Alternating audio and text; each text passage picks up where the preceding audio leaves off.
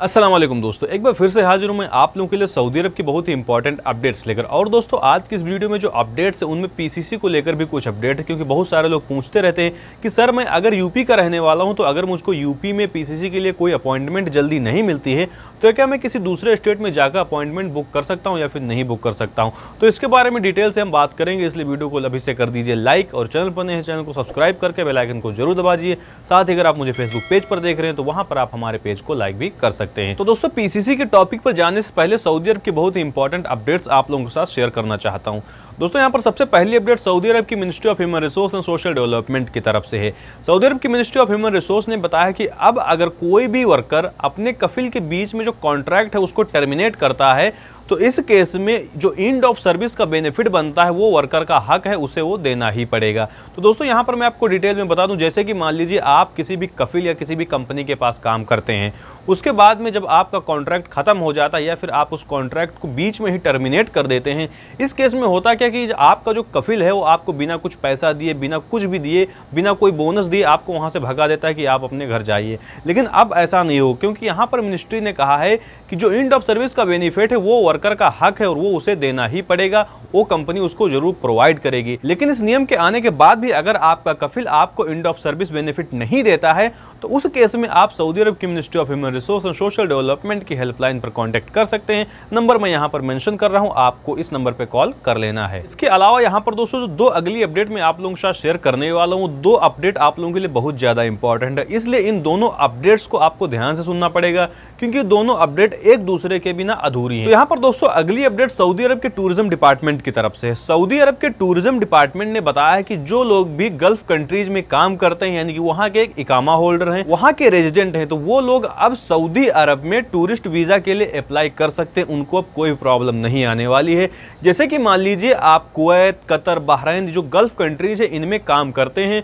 तो वहां से अब आप टूरिस्ट के वीजा पर सऊदी अरब आ सकते हैं। लेकिन दोस्तों यहां पर सऊदी अरब के टूरिज्म डिपार्टमेंट ने एक शर्त रखी कि अगर आप जिस कंट्री से आ रहे हैं, जैसे कि मान लीजिए आप कुवैत से आ रहे हैं सऊदी अरब को टूरिज्म वीजा पर, तो यहां पर उन्होंने एक शर्त रखी कि अगर आप कुवैत से आ रहे हैं या फिर किसी अदर गल्फ कंट्री से आ रहे हैं तो जिस कंट्री से आप आ रहे हैं उस कंट्री में आपके 3 महीने पूरे हो चुके हो तभी आप सऊदी अरब के टूरिस्ट वीजा के लिए अप्लाई कर पाएंगे। और अगर आपने उस कंट्री में 3 महीने से कम का समय बिताया है तो वहां पर आपका जो वीजा का एप्लीकेशन है वो वहीं से रिजेक्ट कर दिया जाएगा। इसके अलावा दोस्तों यहां पर मिनिस्ट्री ने एक और बात कही कि अगर आप सऊदी अरब में उम्रा के पर्पज से आते हैं तो आप किसी भी सऊदी अरब के एयरपोर्ट पर उतर सकते हैं, आपको कोई प्रॉब्लम नहीं होगी आने में। और जैसा कि आपको मालूम है कि कुछ दिन पहले सऊदी अरब की मिनिस्ट्री ऑफ हज एंड उमरा ने कहा था कि जो लोग भी सऊदी अरब में हैं वो मैटर नहीं करता वो लोग किस वीजा पर हैं, वो लोग आके सऊदी अरब में उमरा परफॉर्म कर सकते हैं, कोई भी प्रॉब्लम नहीं आने वाली है। यहाँ पर दोस्तों जैसा कि आपने देखा कि सऊदी अरब के टूरिज्म डिपार्टमेंट ने अजनबियों को बहुत ज्यादा सहूलत दे दी, लेकिन यहाँ पर एक चीज और है कि सऊदी अरब की मिनिस्ट्री ने एक और चीज बताई है जो कि बहुत ही इंपॉर्टेंट है। सऊदी अरब की मिनिस्ट्री ने कहा है कि अगर कोई भी बंदा सऊदी अरब में टूरिज्म के वीजे पे आता है, यानी कि टूरिस्ट के वीजे पे आता है, तो यहाँ पर वो अब सऊदी अरब में आके हज नहीं कर सकता। हालांकि मैं आपको पहले बता चुका हूं कि अगर आप टूरिस्ट के वीजा पर आते हैं तो आप उम्रा कर सकते हैं लेकिन आप हज नहीं कर सकते। लेकिन जो लोग सऊदी अरब में वर्क वीजा पर हैं, यानी कि जो एक इकामा होल्डर हैं सऊदी अरब के, वो हज कर सकते हैं। सबसे पहले उनको अपने अफसर में जाना है, सबसे पहले उनको अपनी एलिजिबिलिटी क्राइटेरिया को देखना है, अगर वहां पर वो हज के लिए एलिजिबल हैं तो वो हज कर पाएंगे। इसके अलावा दोस्तों यहाँ पर अगली अपडेट सऊदी अरब के रियाद पुलिस की तरफ से। सऊदी अरब की रियाद पुलिस ने 8 ऐसे लोगों को अरेस्ट किया है जो लोग दूसरे लोगों के घर में जाकर वहां पे सेंध लगाते थे, सेंध लगाकर वहां पर उनकी ज्वेलरी, इसके अलावा जो इलेक्ट्रॉनिक डिवाइस है जैसे मोबाइल हो गया, लैपटॉप हो गया, ऐसी चीजें वहां से चोरी किया करते थे। तो दोस्तों अब आ जाते हैं पीसीसी के टॉपिक पर, जो कि बहुत ही ज्यादा इंपॉर्टेंट टॉपिक है। यहां पर मैं एक चीज आप लोगों की क्लियर कर दूं, बहुत सारे लोग कमेंट सेक्शन में ये जरूर पूछते हैं कि भाई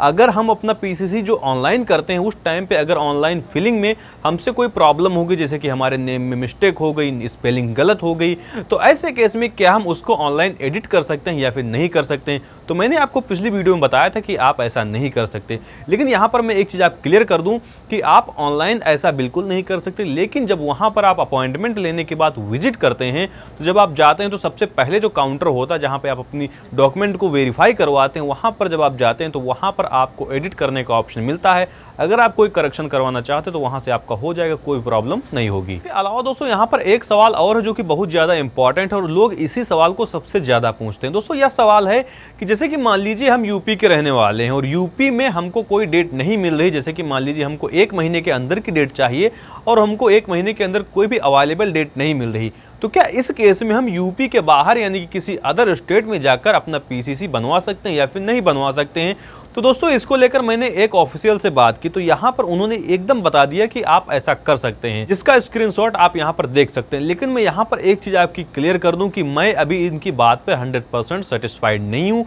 क्योंकि जैसा कि इन्होंने मुझे बताया कि ये 2005 की बात बता रहे हैं कि 2005 में ऐसा होता था, लेकिन 2005 को काफ़ी समय बीत चुका है। इसलिए मैंने यहाँ पर लखनऊ पासपोर्ट ऑफिस की जो ईमेल आईडी है उस पर मैंने ईमेल करके इस सवाल को पूछा है। आई होप कि 1 से 2 दिन में इसका रिप्लाई आएगा। जैसे इसका रिप्लाई आता है मैं आप लोगों को इन्फॉर्म कर दूंगा। और इसके साथ साथ दोस्तों यहाँ पर एक चीज और है जो मैं आपकी क्लियर कर दूं कि मेरे एक सब्सक्राइबर है वो यूपी के रहने वाले हैं, लेकिन इस वक्त करंट टाइम में वो महाराष्ट्र में है यानी कि मुंबई में रह रहे हैं। तो वहाँ पर उन्होंने पीसीसी के लिए ऑनलाइन अप्लाई कर दिया और उन्होंने अपॉइंटमेंट भी ले ली है। और उन्होंने जब मुझसे कमेंट सेक्शन में पूछा, उसके बाद उन्होंने मुझे इंस्टाग्राम की आईडी पे मेरे मैसेज किया, तो वहाँ पर मैंने उनको इन्फॉर्म किया कि भाई अगर आपने अप्लाई कर दिया, आपने फीस भी जमा कर दी है, तो इस केस में आप वहाँ पर जाकर देखिए। अगर आपका काम वहाँ पर हो रहा है तो आप मुझे भी इन्फॉर्म कर दीजिएगा, मैं भी जो ऑडियंस है मेरी उसको मैं बता सकूँ कि ये भाई यहाँ पे जाके आप करवा सकते हैं। तो अगर उनका कोई रिप्लाई आता है तो मैं आप लोगों को इन्फॉर्म जरूर कर दूंगा। तो आज की इस वीडियो में बस इतना ही, मिलते हैं आपको अगली वीडियो में किसी अगले टॉपिक के साथ। अगर आपका कोई सवाल है तो हमेशा की तरह कमेंट सेक्शन खुला हुआ है।